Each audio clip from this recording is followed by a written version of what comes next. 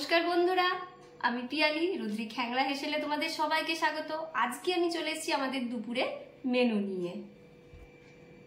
আজকে আমাদের দুপুরের মেনু হয়েছে গরম ভাত, ঝিঙে বাটা, চিংড়ি মাছ দিয়ে, আর আলু ভাজা, পটল আলু পোস্ত, আর পাতলা করে পেঁয়াজ রসুন ফোড়ন দিয়ে মুসুরির ডাল। এবার চলো খেয়ে দেখি ঝিঙে বাটাটা কেমন হয়েছে।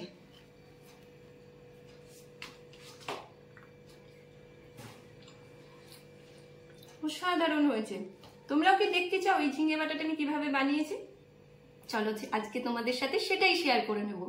আজকে আমি ঝিঙে বাটা চিংড়ি মাছ দিয়ে কিভাবে বানিয়েছি চলো দেখে নাও। এটা করার জন্য আমি ঝিঙেগুলোকে হালকা খোসা ছাড়িয়েছি, পুরোটা ছাড়াইনি, শুধু শিরাগুলোকে কেটে নিয়েছি, কারণ ঝিঙের খোসা বাটাও খাওয়া যায়। তো আমি ঝিঙেগুলোকে এইভাবে কেটে নিয়েছি ডুমো ডুমো করে। এবার আমি এই সবকটা ঝিঙেকে কাঁচা বেটে নেব। আমি মিক্সির বোলের মধ্যে ঝিঙেগুলোকে নিয়ে নিচ্ছি। আমি ছোট বোলটাই নিয়েছি, আমি দুবারে বেটে নেব।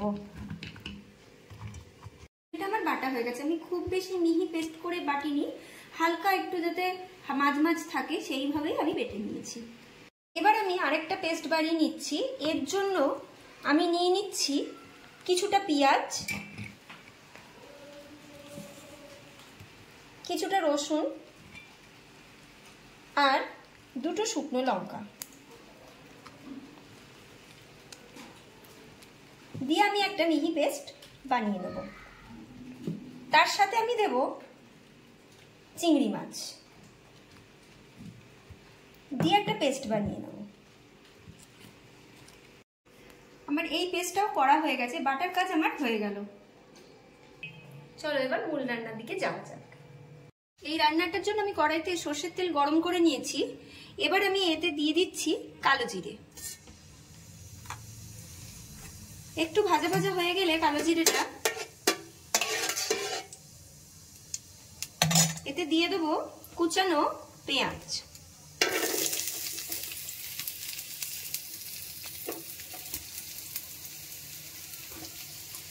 পেঁয়াজগুলোকে আমি একটু ভেজে নেব।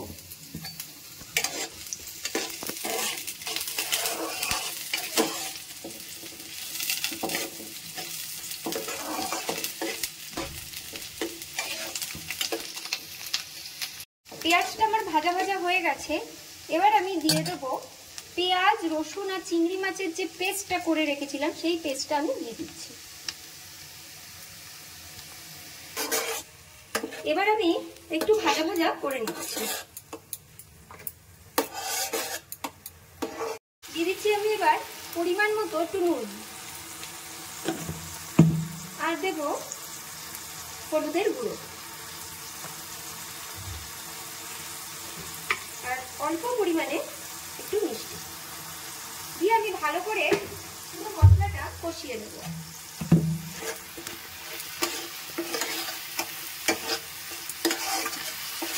দিয়ে দিচ্ছি ঝিঙে বাটাটা,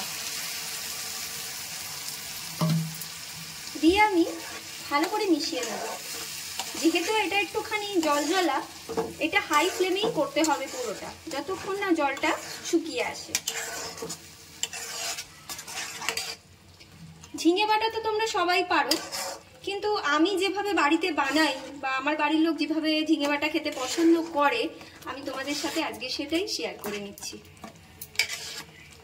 ঝিঙের জলটা আমার প্রায় শুকিয়েই এসছে, আরো একটু শুকাবে। এই অবস্থাতে আমি দিয়ে দেবো